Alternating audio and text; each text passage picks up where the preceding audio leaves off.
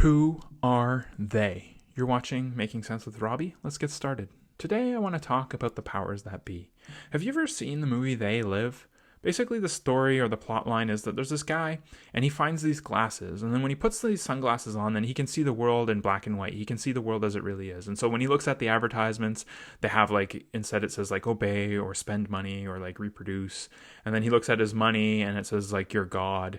And it just kind of shows him the truth. But he also realizes that there's these aliens or the monsters that actually are around him, and he never had seen them before. And when he wears the glasses, he can see them. And it's basically, these are the people who are controlling the world. When he watches the news, the newscasters are like aliens, and he sees the politicians and they're aliens as well. And so it just seems like there's these group of aliens or monsters or whatever they are controlling the world. In our reality or in our world, we probably imagine that the people who really control things are the politicians, maybe the people on TV, and probably those billionaires that we hear about every once in a while. We probably assume that they have some control or some influence over the direction of society and of life. But are they the they? I would say that the they who is sort of responsible for things or who are in control of the situation here, they are probably people who have power and influence. And we don't necessarily know the people who have the most power and influence, but we can probably look at the Forbes list, and we can see a list of who the most wealthy people are in the world. And that's probably not everyone. That probably doesn't represent most of the people who are wealthy, but it does represent some of them. And so we can kind of get some sense that those people on that list are influential enough to have some effect on the direction that the world goes. But it's hard to say if someone with public wealth and power is necessarily the most powerful person, because there's probably powerful people that you've never heard of, that you don't know exist, because there's always these sort of public figure billionaires who we hear a lot about, who have a big social media following, or that they do lots of interviews and they kind of sell themselves as a product. But there's lots of billionaires that you probably have never heard of, right? I think the Forbes list has about 2,000 people, and you probably haven't heard about 2,000 people. The whole idea here is that just because we hear about certain names in the public, that doesn't necessarily mean that those are the people who have the power and influence over things. They might be part of sort of system of control, but they don't necessarily represent it. But regardless of who they are or what the they is, it's almost like it's a sort of space filler for an explanation. And so if someone can look at a system or a situation and they can see sort of a process happening, they can see some outcome is predictable and likely to happen, then they might say, well, they are pushing it. And you might ask who are they, or why are they? And part of it might be just it's part of narrative, it's part of describing an event. Maybe it makes it easier to explain what's happening or to make sense of what's happening if there's sort of a person at the helm who's in control of things. And I kind of hinted at this a little bit before. It's are the people who are in control, are they actually in control of the system, or is the system just sort of going on its own? It's sort of a deterministic system. And so anyone who is in control or appears to be in control might just going along for the ride. They might just sort of be a passenger. They just happen to be in the right place at the right time, and they don't necessarily have any control over it. It's not like they're directing it or pushing it in one direction. It's just kind of going in the direction that it's going to go in. And you could say that this is always happening. People, good and bad, are often just sort of a product of their circumstances, a product of the place and time that they find themselves in. But we can't pretend being a billionaire or being the CEO of a large corporation or even being a very popular or powerful politician. We can't pretend that those people have no influence, that they have no power. Some people might believe, myself included, that the public figures that we hear about are kind of like actors or performers, or people who get put out in front of us to sort of distract us and appear to be in control. But I would think that there's people who we don't necessarily see or hear about who are actually having more influence than those people. When a politician talks about something and they try and sell it to you, they're not selling their own ideas, right? They're selling ideas that someone else has given them, that someone else has told them to sell.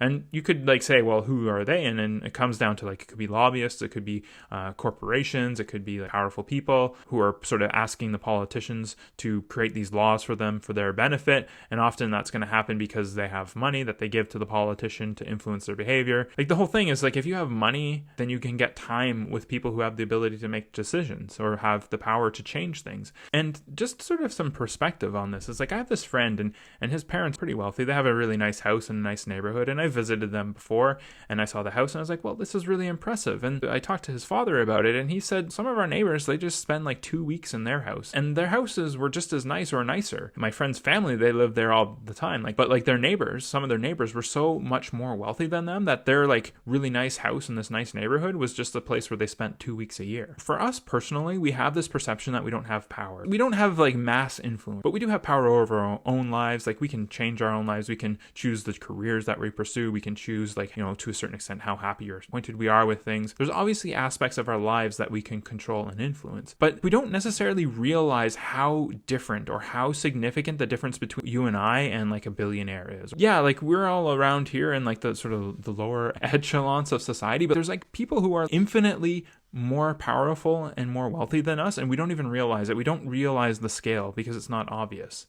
But the idea or the point is that those people do exist. Like, it seems crazy, but like there's people who have so much more power and influence and wealth than you that it's incomprehensible for most people because they've never experienced it. They've never seen it. They've never been like sort of face to face with seeing how like sort of the other side lives. It's like a totally different scale than what you're probably used to in your day-to-day life. But on the other side of the coin, it's like how much like power and influence can someone have over such a complicated system? Like, we live in a really complex world where there's so many interlocking or interacting systems, and like, so how can anyone have any influence over anything? Like, some things like sort of seem to never change, and why is that? But at the same time, like, there's all these like weird coincidences. Things happen all the time that like don't make sense if you don't understand. But like, if you do understand, or if you do follow, then you have to ask yourself, like, this can't just be a coincidence. This choice, like this action, is a result of calculation. There's intentionality. There's obviously at times there's intentionality, and I would say that the people who are who are in control of things, like, they have the power to influence. And a really good example of this, I'm not going to use a name, but I'll say, like, during this last year, like, there was this really popular public person who was like making lots of comments about what we had to do, what was going to happen, and they got lots of airtime. They were on CNN all the time. And then now, once sort of the crisis has subsided, he's being taken down. Like, his whole name and reputation is being destroyed. And like there's no way that that's just a coincidence. It seems like it has to be coordinated. It seems like there has to be some influence why this would be happening now and not last year. If you're paying attention and you're aware and you understand, then you see that like there is people in control. There are